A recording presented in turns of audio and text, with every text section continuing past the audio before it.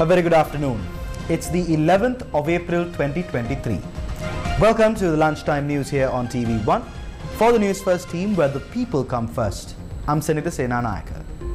Before we take a look at the stories in detail, let's take a look at the headlines.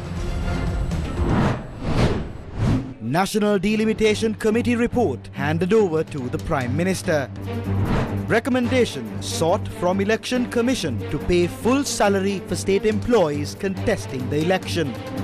State Finance Minister meets World Bank and IMF teams during the 2023 spring meeting.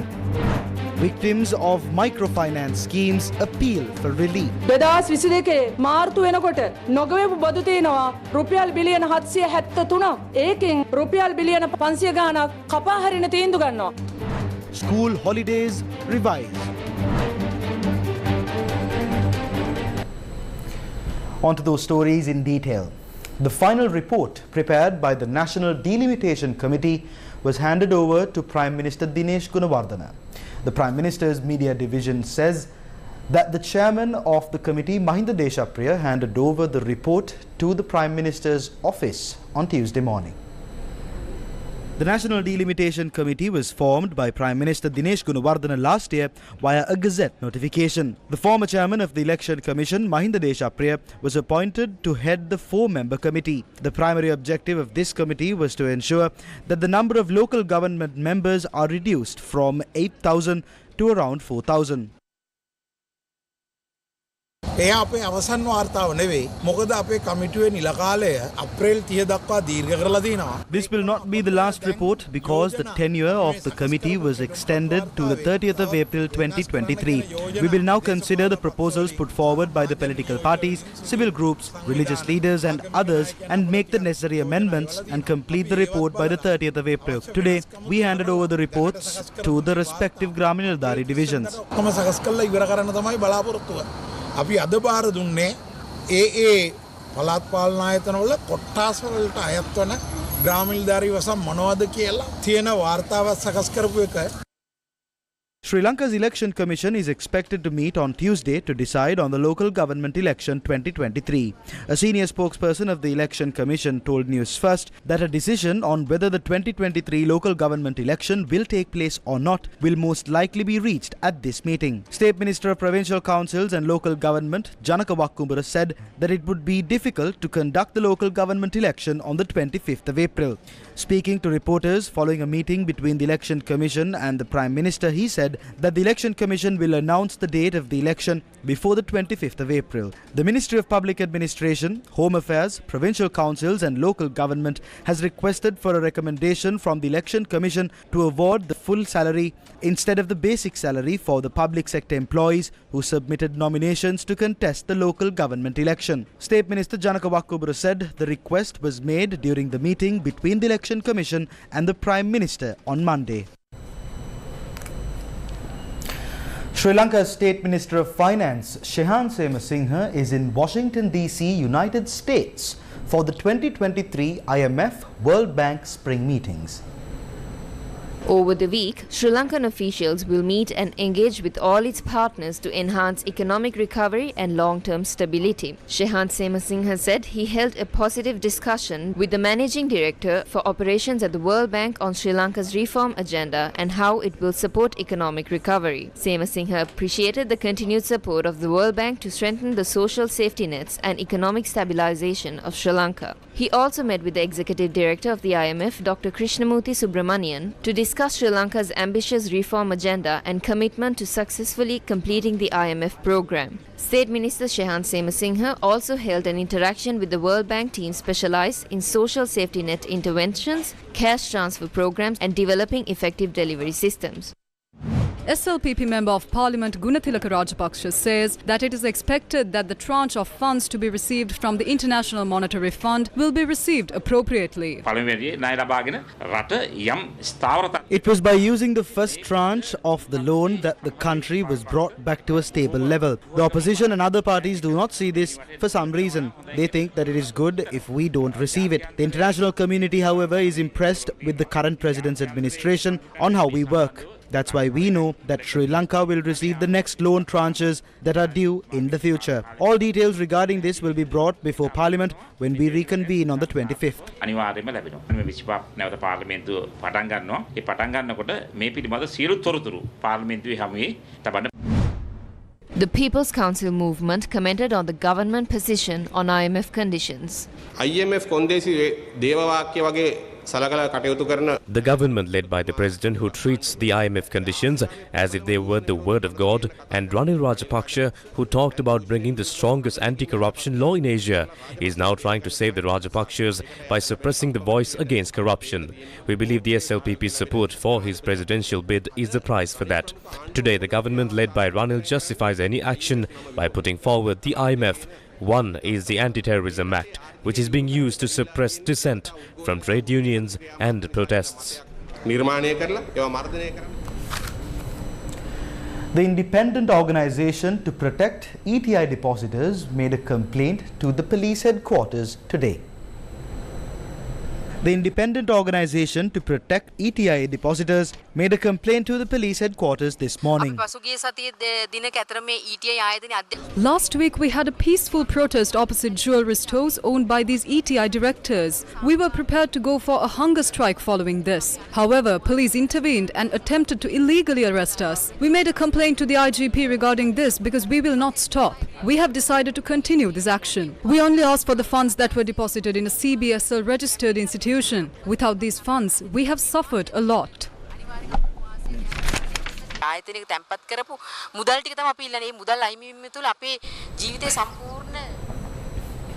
Taking a look at a headline-making story, the National Movement of Microfinance Loan Victims held a press conference in Colombo to highlight the issues they face. For years, we have been making requests for these microfinance debts to be slashed. With the previous budget, it was said that a regulatory authority in this regard would be provided. Where is this authority? The Central Bank of Sri Lanka was involved in introducing this as well. Unpaid debt as at March 2020 was 773 billion rupees. Decisions were taken to slash around 500 billion rupees. The total debt burden of the microfinance loan victims total to 300 billion rupees. Our colleagues who live in Ampara have to come to Colombo, to courts. The installments would be at 2,000 rupees. But 6,000 to 7,000 rupees must be spent on transportation alone. We have been burdened between these legal proceedings. Sri Lankan authorities have decided to amend the school holiday period after it was decided to postpone the 2022 GCE ordinary level examination by 2 weeks. The school term, which commences on the 17th of April, will continue until the 29th of May. The Education Ministry said that the new school timetable will be announced soon. The 2022 GCE Ordinary Level Examination will commence on the 29th of May and will continue until the 8th of June. The Education Ministry said that the 2020 GCE Ordinary Level Examination was postponed due to the delay in marking the GCE Advanced Level Examination answer scripts. The Education Ministry said, however, the 2020 GCE Ordinary Level Examination will definitely take place on the rescheduled dates. The Federation of University Teachers Association will meet on Tuesday night for a special meeting. FUTA spokesperson Charudatta Ilangasinghe said a decision will be reached on future trade union action. In addition, issues that have arisen over the evaluation of AL examination papers will also be discussed. We are of the position that we need to commence the evaluation of A-level exam papers soon. We will meet tonight. At that meeting, we will discuss the amendments that need to be made. Meanwhile, parliamentarian Jayantha Samaravira says if the evaluation of A-level answer scripts are further delayed, it would impact all future exams.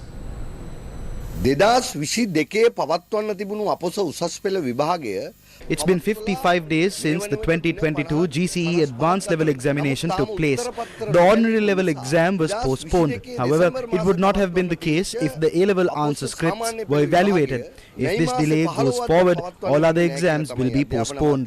එම කල් ගියොත් ඊළඟ අවුරුද්දේ උසස් පෙළත් ආයි කල් යනවා. ඊළඟ අවුරුද්දේ සාමාන්‍ය පෙළත් ආයි කල් යනවා. News first with the people. In more local news, Sri Lankan authorities have warned of a spike in motor accidents being reported during the holiday season and have urged motorists and pedestrians to exercise caution. A cement truck plying from Colombo to Galle met with an accident when it veered off the road. The truck driver and the assistant were injured and admitted to the Karapitiya Teaching Hospital. The safety barricade on the southern expressway was also damaged by the incident.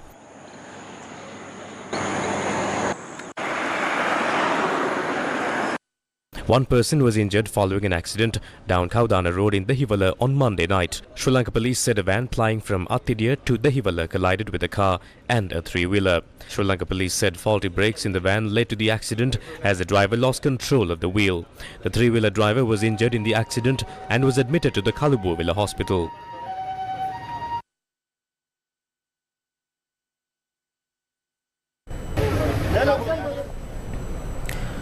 Sri Lankan farmers who feed the nation have been forced to cultivate amidst many difficulties and adding more to the burden of their woes.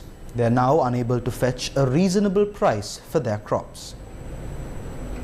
Farmers from Vijaypura in Madaragiriya, that comes under the Kaudula movement in the Polonnaruwa district, cultivated approximately 200 acres of paddy land. Although they completed reaping the harvest for the Maha season, they are facing serious issues as they have not been able to fetch a reasonable price for the harvest. Farmers claim that traders offer 60 rupees to 70 rupees per kilogram of paddy. As the paddy did not fetch a fair price, farmers have been forced to stockpile paddy in their homes. The farmers demand that the government take steps to provide them with a proper price for their harvest. The Department of Animal Production and Health has given approval for the second batch of eggs imported from India. Accordingly, the relevant stock will be released to the Sri Lanka State Trading General Corporation through the customs.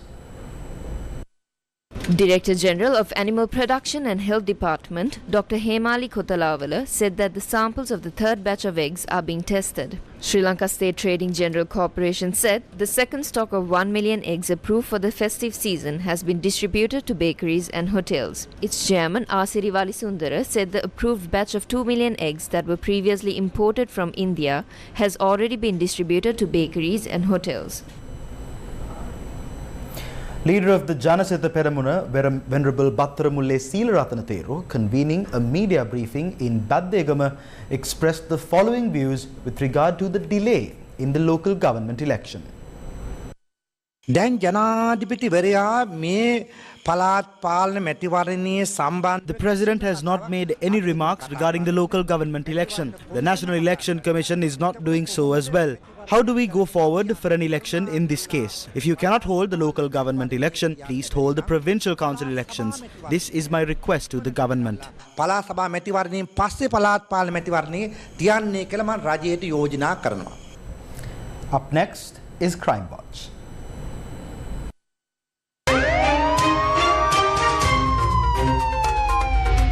Crime Watch.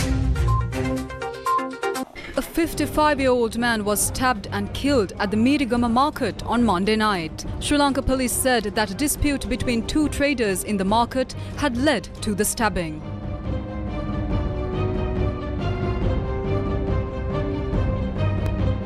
The deceased was a resident from Murugampala, Mirigama. The other trader who carried out the stabbing was arrested.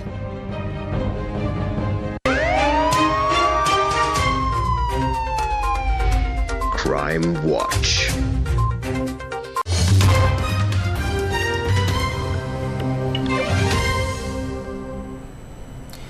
In some interesting international news, according to estimates from the latest tiger census, India is now home to 3,167 tigers, 200 more than it had 4 years ago. Prime Minister Narendra Modi released a report on Sunday at an event to mark 50 years of the country's Project Tiger campaign. India is estimated to have more than 70% of the world's tigers. Modi said India had, quote, not only saved the tiger, unquote, but also given it a great ecosystem in which to flourish. Project Tiger was launched in 1973 by then Prime Minister Indira Gandhi after the animal's numbers became worryingly low. Between 1975 and 1925 alone, some 80,000 tigers were killed in India. One estimate says bounty and sports hunting were rampant, and by the 1960s, the number of tigers had dwindled precipitously. But since then, a number of government initiatives, including a ban on hunting and awareness drives in villages, have been put in place to conserve the tiger, which is also India's national animal. The United States and the Philippines are holding their largest ever joint military drills a day after China concluded large-scale exercises around Taiwan. Beijing staged 3 days of drills simulating blockades of Taiwan in response to the island's leader meeting with U.S. House Speaker last week. The U.S. has called on Beijing to show restraint. Meanwhile, Taiwan's President Tsai Ing-wen on Monday said China's actions were, quote, irresponsible. Tsai has condemned China over its 3 days of military exercises around the self-ruled island, saying they were irresponsible and a threat to regional stability. The U.S. drills were earlier scheduled. Both the US and Philippines flagged last month that their annual exercise would be their largest ever after Washington earlier this year secured a new defense deal with the Southeast Asian nation.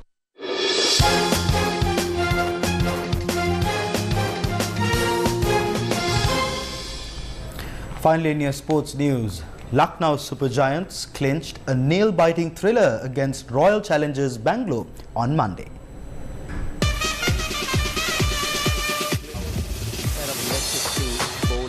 RCB's top three were in excellent form, scoring a 50 each as Bangalore racked up 212 for 2 in 20 overs.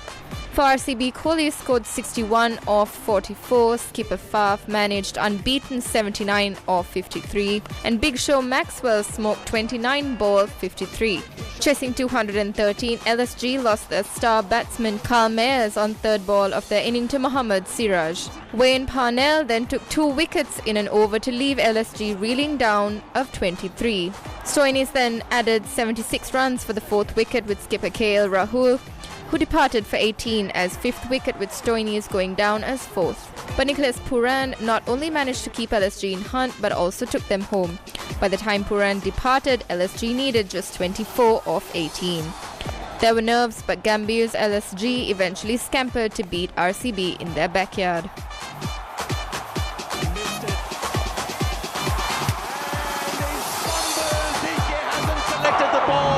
So they get the all-important single.